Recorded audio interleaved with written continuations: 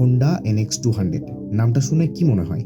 এটা কি পাহাড় চড়ার জন্য বানানো আসলি একটা অ্যাডভেঞ্চার বাইক, নাকি শখের বসে সাজুগুজু করা Hornet 2.0? Still go, go, go, go, go, go, go, go, go, go, go. 200 CC বলছে, কিন্তু কাগজে কলমে কেন 184 সিসি? 3,15,000 টাকা দিয়ে কি এখনই এই বাইকটি কিনে ফেলবেন, নাকি আপকামিং হিরো এক্সপালসের জন্য টাকা আর সময় দুটোই বাঁচিয়ে রাখবেন? আজকের ভিডিওতে ফাঁস করব সব রহস্য, তাই শেষ পর্যন্ত না দেখলে কিন্তু আপনিই পস্তাবেন। Climb, I invite pain. You'll never hear me, bitch, nah, I don't complain. Just gotta flip the switch and you can go and obtain anything you want, anything you need. আসসালামু আলাইকুম বাইকার্স। বাংলাদেশের রাস্তায় Honda নিয়ে এলো তাদের নতুন urban explorer NX200। বাইকটা দেখতে কিন্তু একদম মাফিয়া টাইপ, বিশেষ করে এর গোল্ডেন কালারের আপসাইড ডাউন সাসপেনশন দেখলে মনে হয় লবণ কোম্পানির 5 থেকে 6 লাখ টাকার bike. Answer to no, man, I still go, go, go, go, go, go, go, go, go, go.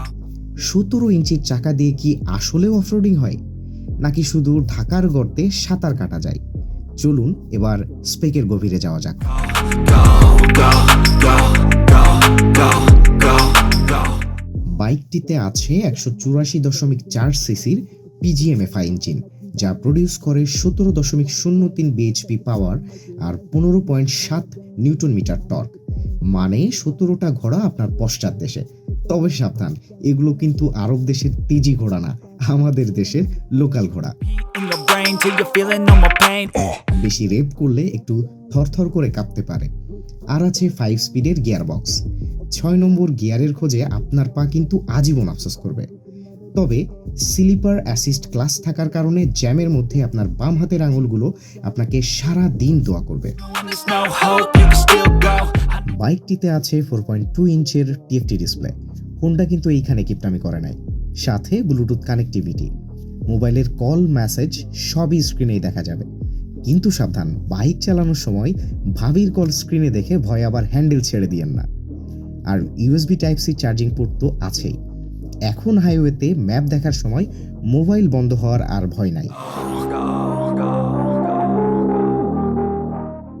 এখন আসি আসল কথায়, মাইলেজ আর টপ স্পিড। হোন্ডা দাবি করছে মাইলেজ হবে 42 থেকে 45 কিলোমিটার পার লিটার, মানে একবার 12 লিটার তেল ভরলে আপনি ঢাকা থেকে সিলেট গিয়ে ঘুরে আসতে পারবেন। আর টপ স্পিড, হাইওয়েতে আপনি 130 কিলোমিটার পার আওয়ার পর্যন্ত টানতে পারবেন। তবে মনে রাখবেন, বাংলাদেশের হাইওয়েতে বাস ট্রাক যখন সামনে আসবে তখন স্পিডের চেয়ে ডুয়েল চ্যানেল ABS আপনার যান বাঁচাবে। ব্রেক ধরলে বাইক নড়বে না, একদম জায়গা মতো স্ট্যাচু হয়ে যাবে। অন্যদিকে NX200 এখন শোরুমে গেলেই পাচ্ছেন। আপনি যদি শহরের রাস্তায় হিরো হতে চান আর হাইওয়েতে আরাম চান, তবে NX200ই আপনার জন্য।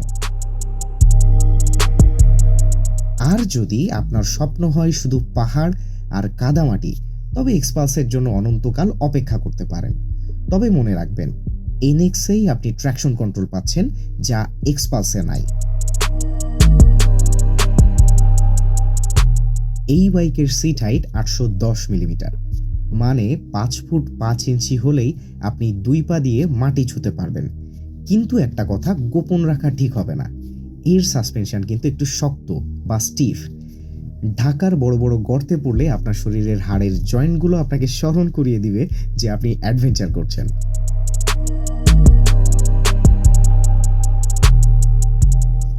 $167 মিলিমিটার গ্রাউন্ড ক্লিয়ারেন্স নিয়ে সিটি রাইড ভালোই হবে।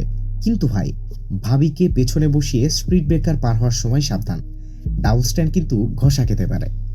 তো শেষমেশ বাইকটা কারা কিনবেন?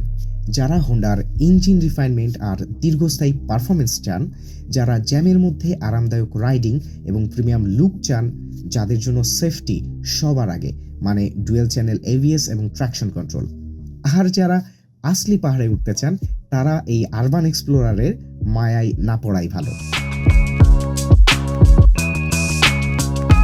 প্রিয় বাইকার্স, আমার কাছে বাইকটা নেই বলে বিভিন্ন সোর্স থেকে তথ্য নিয়ে আপনাদেরকে জানালাম। সোর্সের লিঙ্ক ডেসক্রিপশনে পাবেন। ভিডিওটি ভালো লাগলে লাইক দিন আর কমেন্টে জানান আপনি কি হোন্ডার এই লুকে মজেছেন, নাকি এক্সপালসের জন্য ওয়েট করবেন। দেখা হবে পরবর্তী কোনো ভিডিওতে। আল্লাহ হাফেজ।